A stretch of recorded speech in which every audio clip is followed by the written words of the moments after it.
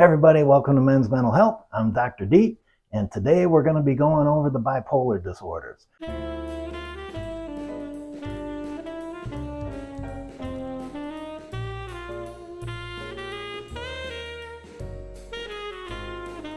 Keep in mind, this is not intended to self-diagnose.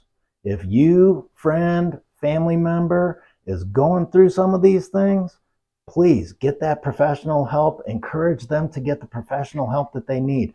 Oftentimes, thoughts of suicide, making plans for suicide, even suicide attempts are included with some of these diagnoses. This is not stuff to mess around with. If you, friend, family member need help, it's super important and can be life-saving. All right, now let's take a look at bipolar I disorder. So that's where a person has at least one manic episode, lifetime. And a manic episode is 1 week or more with expansive, elevated, irritable kind of mood going on, high energy, very active, and at least 3 of the following. First one is grandiosity. That's where they just see themselves as superior to everyone around them. Very low need for sleep, like 3 hours and they are fully rested. Pressured speech. They just can't get the stuff out fast enough. And it's because they got this flight of ideas, which is the next one. Flight of ideas are racing thoughts. So many things going through their mind simultaneously, they can't get them out fast enough. Easily distracted by all these external kinds of things.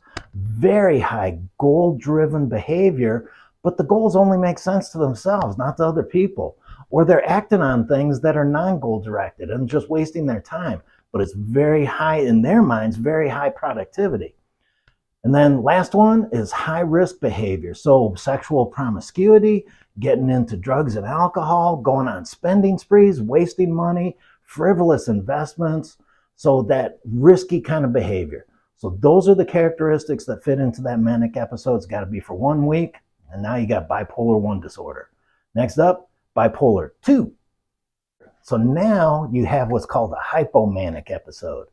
That's a little lower than a manic episode.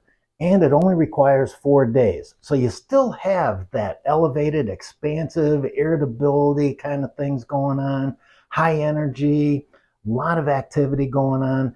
And 3 of those same symptoms, that same constellation of grandiosity, the 3 hours of sleep where you're fully rested, pressured speech, flight of ideas, racing thoughts, distractibility, that high goal-directed behavior, and that risky behavior. So it's the same constellation, but it's not impairing their life as much as the manic episode. Manic episode on that 1 to 10 scale, that's going to be like 7, 8, 9, even 10, whereas the hypomanic is going to be more like 3, 4, 5, 6. It's going to be lower.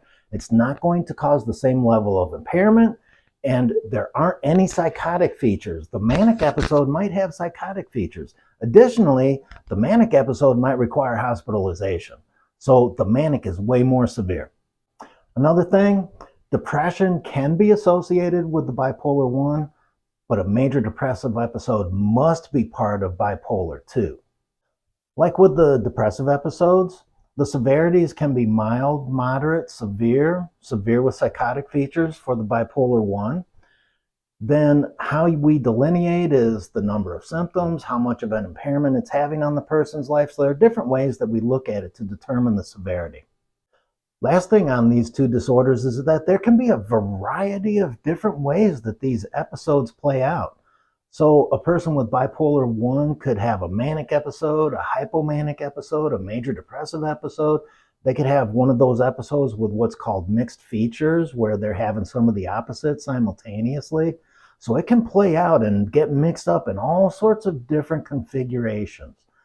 And as therapists, we're often looking to see what's currently going on. What's the most recent episode?